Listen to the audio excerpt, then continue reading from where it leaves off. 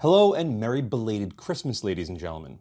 As many of you might know if you follow my channel and all my posts, I recently got the flu, as well as the rest of my family, a week before Christmas, which is usually the time when I get this video together to have it out for around Christmas time. It hit my family extremely hard, and I had some serious complications with my stomach and my esophagus shortly thereafter all these flu symptoms got, taken care of. So I've been miserable. It's currently the 28th of December, and I still am not like 50% of what I really should be. So I'm sorry for this being dragged out as long as it has been. As many of you might know, this is my Scope of the Year video for 2025, and I must say, there were a lot of great scopes that I got my hands on this year. I mean, it seems like every year just gets better and better, whether it's from manufacturers and companies wanting me to review their stuff, or extremely generous people sending me their glass to review. One such individual, I just recently finished with all his stuff about a week or so before I got sick. He sent me in an Attacker 4016, a ZCO 420, and a Gen 3 Razor 4024, all of them to review at the same time. And just like, that's $10,000 worth of scopes. Just there, here you go. Just review them. Yeah, take your time. It doesn't matter. Like, thank you. Thank you all so much for opportunities like that, because I never, ever could have imagined having that much from one person at my desk to review ever. So thank you all so very, very much.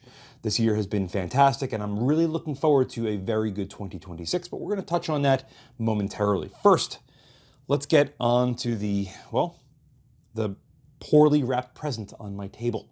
I figured I'd wrap it only because it's Christmas time, and who doesn't like a good present? Before I get there, though, there have been a lot of scopes that I've really enjoyed this year. I mean, I don't even know where to begin, but there is one absolute monumental standout that really made me understand just how good a first focal plane LPVO can be. It's blown me away. And the fact that I now have it in my possession because the company sent it in for me to keep and review is just, well, it's exciting. It's exciting. Many of you might remember that I did my mega LPVO premium comparison a year or so ago, where I reviewed multiple 1-8s and 1-10s, and there were a couple that were like hit or miss. The one that I really picked out as my favorite was still not as good as what it should have been. Well, this is what it should have been. You might have an idea. You might be wondering, what's in this package if it's so big? But I had to give you a little bit of a tease. It is the Primary Arms PLXC RDB. This red dot bright, wink wink, 1-8 first focal plane LPVO has fixed every single issue that the original first focal plane version did. And it took what was good about the second focal plane version and converged it into this. On paper, I don't think you can get much better than this. Length, weight, made in Japan, all the controls and the features that this thing has. It's simple. It's easy to use, and it just works. The original first focal plane PLXCs had very poor illumination, and optically they were really good from 1x to 6x, but above 6x they were a wet fart. The illumination was only good in like really dark environments, and even then it wasn't very good, to put it lightly. So Primary Arms opted to bring out their Nova Bright reticle in the PLXC in the second focal plane, which to me really didn't make all that much sense because optically it wasn't as good as it should have been. It was actually a bit of a step back from the first focal plane in a couple of areas. The Nova Bright reticles, I feel fantastic, but to use that effectively and properly with the drops, you have to be at 8x, and that scope at 8x was a little bit too tight. The rest of that scope was fantastic, but I really just don't know who that would be for. If it was a 1-6 PLXC, I'd be all for it. In fact, it would replace my Gen 2 Razor HD behind me. But because that doesn't exist, that is still up there along with the PST Gen 2 and the Special Purchase, aka GLX 1-6. 3 of the best 1-6 LPVOs on the market, bar none. But we're not talking about those. We're talking about this. One of my friends, a good buddy of mine, who's also a supporter of the channel, thank you very much, Paul. He is in the industry, and from word of mouth to word of mouth, the individuals over at LOW, or Light Optics Works of Japan, that manufacture this optic, learned a lot from the older generation PLXCs and took all their knowledge and put it into this scope, and it shows.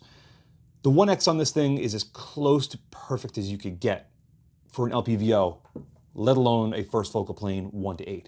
It is incredibly beautiful. And the illumination, well, it's too bright. It's fantastic. The border, or the scope profile, as I like to call it, when you get behind this thing at 1X disappears, but it stays like that all the way up to 8X. And now they have learned and have made the changes to make this optic perfect up to 8X. Even the in-between magnifications don't suffer from catastrophic loss of image sharpness or clarity or image stability issues. It's really solid. Sure, it's still better at the extremes than it is the middle, but that's just par for the course when it comes to a small, lightweight first focal plane 1-8, or even a 1-10 for that matter. It really is just about perfect. Price on these things is about $1,800, which is a lot of money. But when you put this up against some of its competitors, things like, well, the Nightforce NX8 isn't even a comparable optic to this anymore. This is absolutely superior to that in every single way, shape, and form. So the next thing we have to look at is the Attacker, and that's like $800 more expensive than this. It's a lot of money. Look at a Gen 3 Razor. You're still talking about several $100s more than this. Now, some would be saying, well, yeah, but that's 10X. This is only an 8X. I really want the extra 10X. What good is it if it's not as usable? What's better about it if the reticle absolutely sucks until you use illumination or you get above like 4X? What's the point? This doesn't have that problem. The reticle in this is completely usable from 1X to 8X. They're still running a chevron on this mill drop reticle, but it's a much smaller chevron. And the segmented circle around it, or the donut of death, as some people like to call, is much finer and much less obtrusive than the ones of old. But it still has tapered posts from 3, 6, and 9 that get really thick and taper down towards the center to help draw your eye right towards the middle. And unlike many optics in the first focal plane, the 1-8 to 1-10 category, this reticle is full view, meaning you can see it all the way out to infinity. And it really just warms the cockles of my heart, because getting behind this thing at any magnification with any brightness setting in almost any conditions is beautiful. It really makes this super versatile. Factored in with all the other improvements that Primary Arms put into this thing, or LOW, still one and the same. And it is a force to be reckoned with. Now, I'm sure some of you might be saying, well, what about the Razer AMG 1-10 Ultra Short? Well, that's shorter and lighter, but not available for the civilian market yet. There are some rumors saying that is going to be brought out for us humans, but God knows when that's going to be, and who knows how expensive that optic's going to be. I'm reckoning around $3,000. So nearly twice the price of one of these. If you're an LEO, first responder, military, Primary Arms will give you a fairly substantial discount on one of these. If you open an account with them, I think it's like around $200 to $250 savings. That's a lot of money. Granted, you do have to pay tax and shipping in most cases, but still, they're out there to try to help you save some money and buy their products. Now, no, I am not saying these things because Primary Arms let me keep this. Even if I had spent my money on this, in fact, I'd probably think even more highly of it, because it's just that good. In fact, it's been a while since I finished the review on this, but yet I still have it in a mount. That's because I like to throw this between different setups just to play around with it and use it and just admire it. But see, if you like it so much, why don't you have it on something? That's a great point. Currently, all of my setups are configured the way I really want them to be, and everything works very well across the board. But that might change. I might sell a couple things, I might buy something new, you never know. If I still had my Steyr Scout, this would be the optic to go on top of it and nothing else. Small, lightweight, super versatile, very capable. And in a very lightweight package like the Scout, something like this would go on top, and anything inside of 500-600 yards, I feel like I would dominate. That would be the perfect setup. But I sold that rifle because I never shot it, and I actually bought my Tikka CTR that's sitting behind me. Going back to the AMG Razor for a second, yes, that might be available to the market, but it's still gonna be substantially more expensive than this. And as much as I really like that optic, I think it's better than the Gen 3 standard 1:10. The reticle is still poor. It's not very well designed. The center part of that reticle is actually transparent, so this way it doesn't obscure too much of your target downrange. And the problem with that is it's very hard to pick up, and it's already fairly small. And the posts at 3, 6, and 9 are like that long. It's really impotent when it comes to being usable at the lower magnifications without illumination. This is the exact opposite. And for me, it's a huge, huge, huge win. Oh, you want it to be like a red dot and use it like a red dot? No problem, the illumination is there for it. During my review of this, I did mention that if you're not perfectly behind it, the illumination starts to fade off very quickly. And some people brought up a very valid point. That is actually a design feature, not a flaw. This way, if you're in a bad position and you don't know if you're perfectly behind it or not, if you have the illumination on, when it gets to its maximum brightness, or when you're painting across trying to get a good cheek weld and ultimately the perfect eye box behind it, when the illumination peaks, that's when you know you have perfect concentricity behind it, meaning you're not going to have any parallax issues, and you shouldn't have any optical issues either. So when that was explained to me as to why some scopes are designed like that, it made a whole lot of sense. For me personally, I'm very confident and comfortable getting behind my rig in a very obscure position. I would still prefer the illumination to be a little bit more visible, but in that sense, it does work flawlessly. I really don't know what else there is to talk about with this. It's wonderful. It makes me smile. It really does. If I had this and the Razor AMG 1:10 when I did my mega LPVO premium comparison, this would have come out on top, bar none. It just brings so much massive potential to the table. And I really do feel like it's well suited for almost anybody that wants an optic like this. If I had one nitpick, it would be on this particular reticle.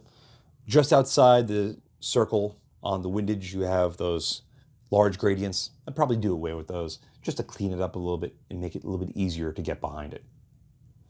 So, scope of the year 2025, the Primary Arms PLXC RDB. This is as good of an optic as you can possibly expect.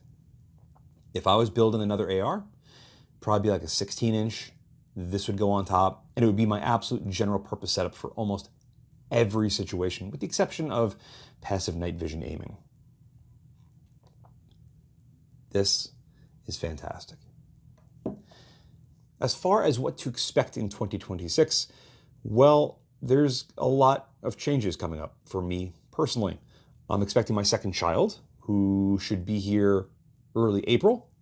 Trying to get the house ready for that has been a challenge, given just how cold it's been in the Northeast for the last few months and how little money I have. The economy sucks.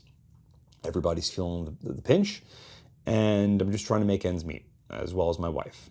And my 3-year-old boy is an absolute sociopath, and trying to keep him at bay and keep him, from hurting himself or hurting us has been a challenge the last few months. So we have our hands full. But I have a lot of videos that are currently in my queue waiting to be edited. And because the ranges are closed for the next 2 months or so, I'm hoping to be able to use this time, because it's too cold to work on the house and all the ranges are closed. And even though I have a lot of new scopes that you can't see yet that are going to be getting reviewed very soon, I figured now's the perfect time to try to get a video a week done minimum. So I'm going to be all ahead full come January 1st. Hopefully my voice will get a little bit better. This is actually the first time I've actually managed to talk and I sound normalish. Before, it just sounded like someone took a rasp to my throat and it was not very comfortable to talk. So expect as many videos as possible to come out as early as possible. And I'm just going to try to maintain for the rest of the year at least a video a month. I'll try my best. But I got a lot of great and exciting things that are happening currently for the channel. A lot of things I'm really excited about. And I'm really hoping that everything will continue to improve and move onward. As far as SHOT Show, I actually was invited out there by Vector. Vector Optics did offer to pay my ticket the entire way out to Vegas, but unfortunately they wanted me out there at their booth for just a little bit too many days, and with my current schedule, with my wife being 5.5, 6 months pregnant, and everything being what it is, I had to decline only because my schedule is just not going to work out. I'd only be able to go out there for maybe a day or two, and they asked me if I could spend all of my time with them for that short a time, and it just doesn't work out for me because I make my reviews for all of you, not for them, not for manufacturers, not for companies. Sure, there will be a lot of times when companies send stuff in for me to review, and I'm going to happily review their stuff and be honest with it, because like you, I'm a consumer. And if I ever went to SHOT Show, I want to look at all the cool stuff that no one sees, or I want to see all the stuff that's coming out and let you know about it, because that's what really fascinates me. So unfortunately, no SHOT Show for me this year again, but who knows? Ninth year's a charm, right? I'm sure I'm missing a few things, but I'm very tired. I'm starting to get confused because I'm running on like 3 hours of sleep because I haven't slept. So I'm going to end this video with that. Primary Arms PLXC RDB 1-8. If you want one, go buy one. Link in the description below. It is quintessentially perfect. And who doesn't like something that's perfect? So with all that being said, ladies and gentlemen, I hope you all had a very Merry Christmas, and I hope you all have a very Happy New Year in a few days. As always, I'll see you again next time. And a huge thank you to my Patreon providers and my Subscribe Star subscribers. Without you, this truly wouldn't be possible. If you'd like to support my channel but don't want to join either of those, I completely understand. But you could still help by using my affiliate links in the description below, and/or like, share, and subscribe as always. Again, thank you very much.